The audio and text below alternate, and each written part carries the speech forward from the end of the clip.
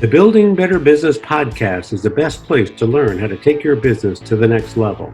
It's no longer enough to earn good profits. You need to develop a network of connections as well as use all types of marketing to your advantage that will put you over the edge.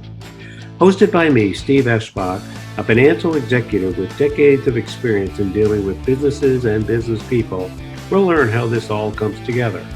Join me and my expert guests as we delve into the many facets of owning the business and how to become a good, caring business owner.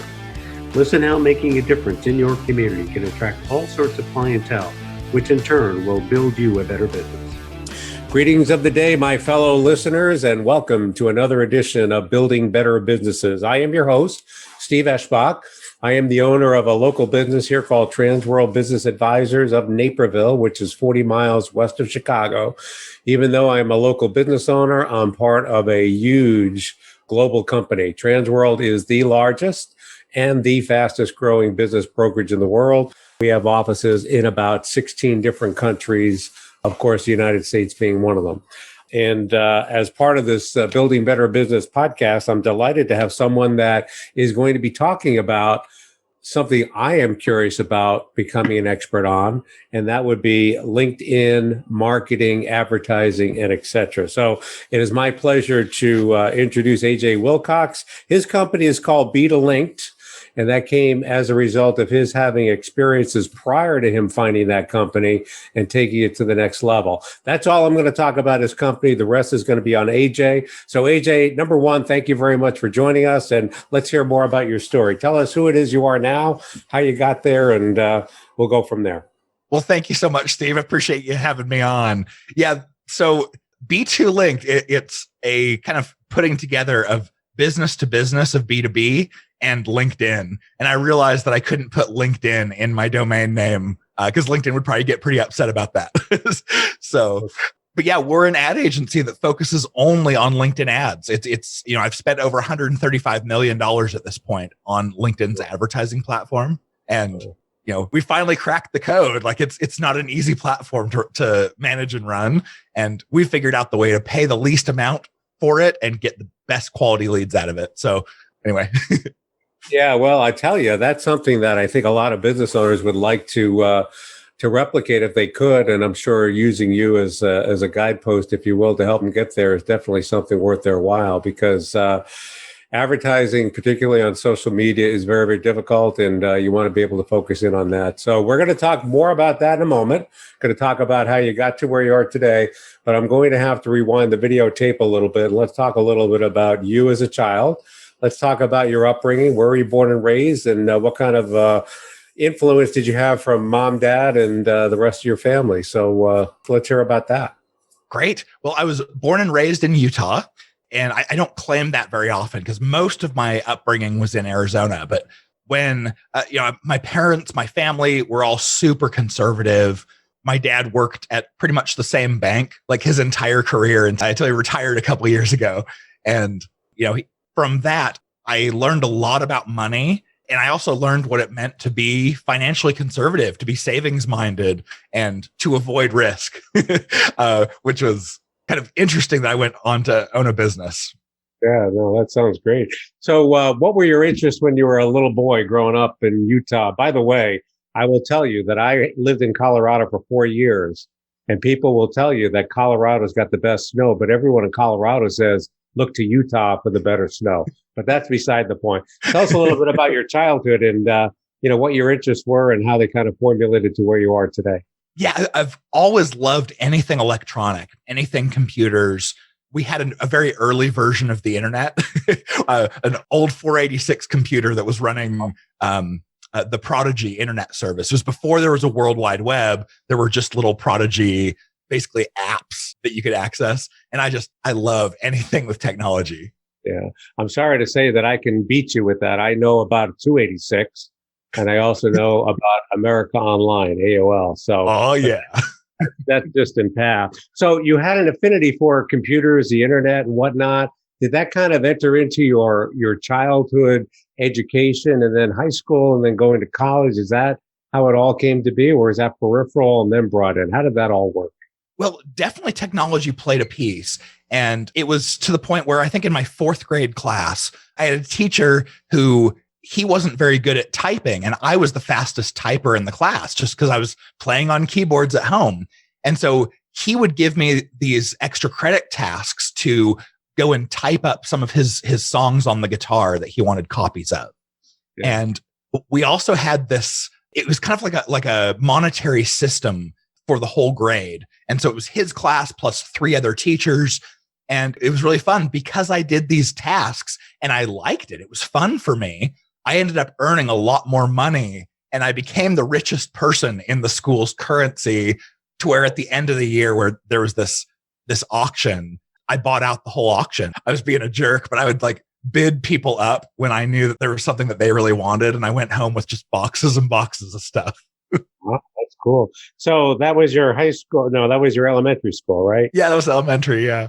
So as you got into college or high school and college, did your interest, was it math oriented? Was it communications? Was it business? What was your interest when you were going to high school and eventually college? Well, in high school, I took a psychology class and I went, ooh, I love thinking about how people think. This is really interesting to me.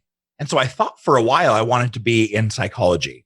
And then I actually went to go serve a 2-year mission for my church. And the way that it works in our church, it's the Church of Jesus Christ of Latter-day Saints.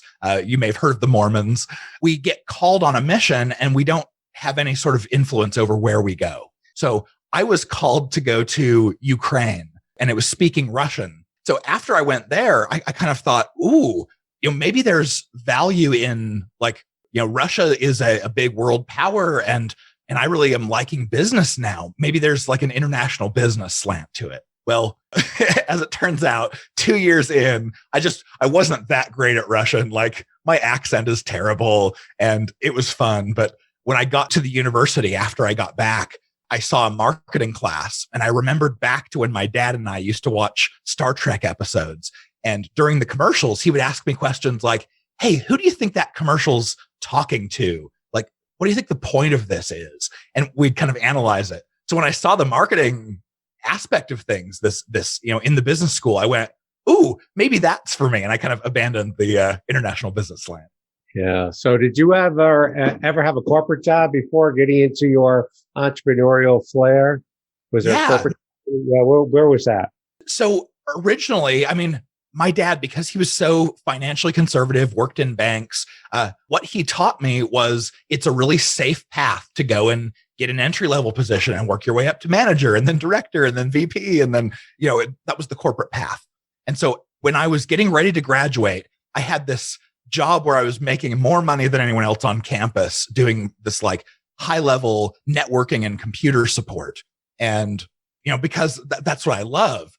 But I was really worried at some point that was like, well, I'm studying marketing and my job is in tech.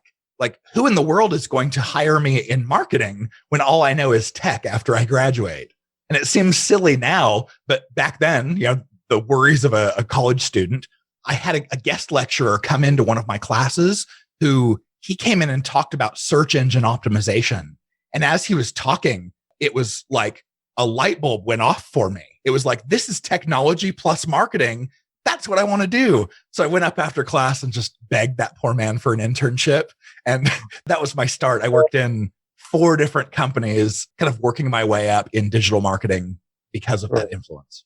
So you had some experience with LinkedIn ad marketing prior to you starting B2 Linked. So tell me a bit about that. I think 3 years preceded your B2 Linked formation, right? So you had some exposure to that. And I'm going to want a little bit of a comparison between Sales Navigator, which probably is more networking reach out than it would be ad. So tell me a little bit about how they differ and how you effectively utilize LinkedIn for advertising, which all as business owners, I'm sure, would love to learn about.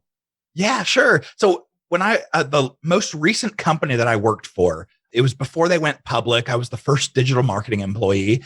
And I went in with all of my knowledge about search engine optimization and Google pay-per-click advertising and that kind of stuff. And I laid it all out to the CMO on my first day. And she went, okay, all that sounds great. Go ahead and execute it. But just so you know, we started a pilot with LinkedIn ads about 2 weeks ago. See what you can do with it. And at the time, I was like, I've never heard of LinkedIn ads, but I don't want to look stupid to my new boss. So I went and dove in. And about 2 weeks later, one of my sales reps came to me and just said, hey, AJ, we don't know what you're doing over here, but we're fighting over your leads. Whatever you're doing, keep it up. So I went to go look at these leads to see what he's talking about. And, of all of the different advertising I was doing at that point, every single one of the leads that he mentioned came from LinkedIn. And that's when I went, maybe there's something here. So long story short, I ended up growing that account to become LinkedIn's largest spending worldwide account. And after 2.5 years of that, I went, okay, there's got to be more companies than just this that LinkedIn ads would be amazing for. So that was kind of where that came from. But I'll tell you kind of the different pieces of how you can use LinkedIn. I see that there are 4 different ways that someone could use LinkedIn. There is advertising, like, we've been talking about, but then you can have a profile where it's good enough that people come and find you. You show up in search results. There's one that's like reaching out, building your network. And that's where Sales Navigator really shines. And then there's a 4th, which is like posting content and putting things out there that attract people to you, and you can even go viral on. Sales Navigator is amazing for those people who are doing outreach, trying to build their network, because you can search for very specific people. Like, I only want to find the people who are VP and above at companies with at least 500 people in this sector. You can do that and start building your network with the most influential people. So what do you think is the reason why you have had success before your current company and after you started your current company? Is there anything that you don't mind telling us about? I don't want to dig into your proprietary expertise here and what kind of I'm going to ask you what separates you from the pack, but what is it that business owners are kind of missing with advertising on LinkedIn? Is there some way you can generalize that for us? I know you've got the expertise to hone in a lot deeper than we could on our own, but what is that 1 or 2 nuggets there that people seem to be missing? Business owners just don't get and don't have time for. Yeah. And I don't know if it's necessarily something that the business owners are missing. I think it really comes down to the way that the ad platforms came about. With both Google and Facebook, they started with really, really low pricing. And so they let everyone come in and try it out, and everyone had success because it was so cheap. So they'd tell their friends, and their friends would tell other friends, and it kind of swept the world. So you have thousands and thousands of Google ads experts and Facebook ads experts. But LinkedIn started a little bit differently. They started out really expensive, and they gave you the best business targeting. I mean, we can target by job title and company size and seniority and department and individual groups and skills. Like, if you're in business to business selling a high-end, high ticket item, then there just is nothing else that compares. But because they started out saying, hey, you have to pay at least $2 per click from our platform, while on Google and Facebook, people were paying, let's say 20, 30 cents. LinkedIn's always been expensive. And because it's expensive, it's high risk, which meant that people would look at it and go, no, I'll go tackle Google and Facebook first before I come try it. So the fact that I got to spend, millions and millions of dollars on the platform, figuring out how to get the best leads at the lowest cost, that was really what set us apart. I'm good at LinkedIn ads just from sheer repetition, from just running hundreds of tests, but anyone can do this. I just have the benefit of getting to spend $30 million of someone else's money before I went, I think I get it. We're going to ask you about that. $140 million is a lot of money, but that's not necessarily out of your checkbook though, right? Exactly. That's aggregate. Okay, that makes a little bit, because I don't have $140 million in my checkbook right now, but I do know that it takes spending money to make money, and I get that. And what I'm hearing too, AJ, is that I think with your LinkedIn ad program, it's more focused. So while you might be paying a little bit more, you're actually getting into the right area where you need to be letting the world know who it is you are and what it is that you do. Is that kind of right by that? Yeah. I mean, there are a couple different ways that you can grow a business, or at least like get people to learn about you. You can either organically grow it, where you just kind of put things out, provide value to the world until people refer their friends, which is actually how I grew my business. Or you can take the shortcut, which is, okay, I'll pay. I'll get in front of all of my ideal target audience with something that is interesting and valuable to them. And then they'll know that I exist and I'll start generating leads very quickly. Yeah, absolutely. So tell me about your transition from the corporate to your current, because there was just one stop from corporate to B to linked, right? Correct. Any other stops in between. So tell me a little bit about that transition. What kind of was the impetus behind you saying, I got to go out on my own. I got to be able to do this dedicated. And then tell me a little bit about the team you developed and the type of clients you go after now. That's a long-winded, but it gives you an opportunity to kind of give me your story from your perspective. Great. Well, it's an interesting one for sure, because I never thought that I would run a business. It never occurred to me. I loved startups. I loved the energy. I loved hanging around people who were building something. But if you would have asked me, I would have never said that I was going to lead a company. Well, what happened is I learned so much about this ad platform and was looking around going, wow, there's no one else out there talking about LinkedIn ads. It's like the platform doesn't exist. But here I've had so much success with it. And so I kind of had in the back of my mind, like, maybe there's an opportunity here. Well, my path was kind of accelerated because after about 2.5 years at this company, I was actually laid off. And when I got laid off, I had to go home and tell my wife, who had 3 kids on her lap with one on the way, that I didn't have a job anymore. And because we're so financially conservative, she was like, okay, well, I want you to go get a job. And I said, well, what about this idea for an ad agency that specializes just in this LinkedIn ads platform? And she was like, it sounds risky. I think you should go get a job. So I dutifully went and interviewed for a whole bunch of positions, but every single one that I interviewed for, and I got 4 offers and brought them home, none of them felt right. We'd discuss them. We're religious, so we prayed about them and just felt like, no, that's not what you're supposed to be doing. And so out of desperation, I kind of said, well, okay, what about this idea I've been cooking up? And the answer that we got through prayer was, that's what you're supposed to be doing. Pursue that. And so I call myself an unlikely entrepreneur for sure. Well, it's amazing that you mentioned that, AJ, because there's quite a few out there. I've actually sold 3 businesses to executives in transition, and all I asked them was the question, have you ever thought about owning your own business? And they said, tell me more. And then I left it up to them to take it to the next level. But, sometimes, and I don't know how best to describe it, but your situation kind of creates the basis for which you get into being an entrepreneur. And I think it gets pretty exciting as once you get involved. I think once you get in it, you're not going to turn yourself back. I think you can attest to that. So tell me a little bit about your team now. So I know there's more than just AJ on the team. It's probably grown over time. Who do you look for to be a part of your team? And then what type of clients are you looking to target? I mean, is it all over the map? Is it any industry? Is it mostly tech? So again, how'd you get your people? Describe your team. And then how do you go about getting your clients? Yeah. So there are about 15 of us at this point. We've grown very quickly in about the last 1.5 years. But before that, it was very slow. I think we only had 2 employees before that, like period of massive growth. But what we look for, because I can teach anyone marketing. Like marketing is one of those skills that just like there are certain principles that anyone can be taught. So what we're looking for someone who's hungry, who is excited to get their shot, their step into the digital marketing industry. And if they're hungry, if they're excited about the industry and they want a mentor, then that's perfect. I can teach them and we'll watch them go and become rock stars. Yeah. What we look for, so LinkedIn ads is, like we've talked about, it's expensive, but it has amazing targeting. So it'll generate the best leads. So because it's expensive, we look for those companies who have high lifetime values. If they acquire a new client, it's going to be worth at least $15,000 to them over their lifetime. And if that's it, and they've got a specific kind of persona that they go after, then LinkedIn ads are a total no-brainer.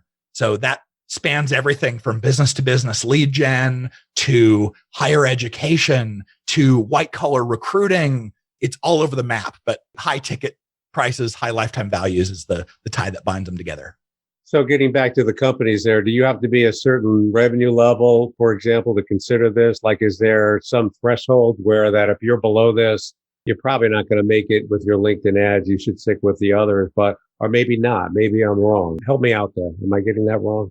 No, we've seen success with all different sizes of companies, but certainly because LinkedIn's ads are expensive, you need a pretty significant budget to test them thoroughly. And so we don't like to approach it with less than about $5,000 per month in advertising. Okay. And that usually gets us enough data that we can actually test properly and say, yes, this is working. You should continue. But, we've worked with smaller companies and who have smaller budgets, and we just have to be a little bit more patient. But certainly the bigger the budget, the faster you can figure it out. Sure, absolutely. That makes a lot of sense.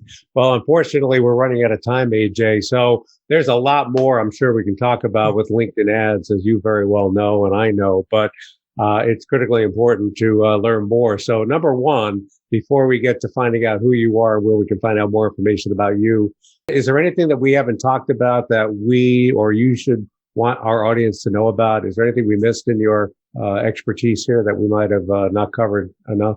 I think the biggest piece is that in digital marketing, we're used to having targeting that is a little bit fuzzy. And so there's not a whole lot we can do with it other than just targeting the people that we think are most likely to do business with us. But because LinkedIn's are so good, we can put people into very defined buckets. Like if we're looking for decision makers, we can have one campaign that's just managers, another that's just directors, another that's just VPs, and we can compare them against each other. So you're generating the same leads, but you're also getting data back, like behavioral data that is better than if you were to run a focus group and ask people questions. You can see how people interact with what you put out there. So that's my thing is, think of it as more than just lead generation. It's learning about your ideal target audience. Absolutely. Absolutely. Okay. The last question I have for you, of course, is how do we find out more about AJ Wilcox and B2Linked? Where do we go to find that information out? Yeah, if you go to our website, b2linked.com, you can fill out the form on any of those pages and get in touch with us. We'd love to help explore with you. And also, if you find me on LinkedIn, just make sure you customize the connection request to say you heard me on Steve's show, just so I know to accept the request. But I'd love to be connected, and you can follow me there for like all the stuff that I'm constantly sharing. Well, that's great, AJ. I appreciate you sharing the aspect of LinkedIn that many people probably are not aware of and most likely should be because of the focus there that you get. So thanks again, everyone, for listening in. This is Steve Eschbach with another edition of Building Better Businesses. Please be sure to join us for other episodes that'll just give you a little bit more insight on how to build your better business. Thank you so much.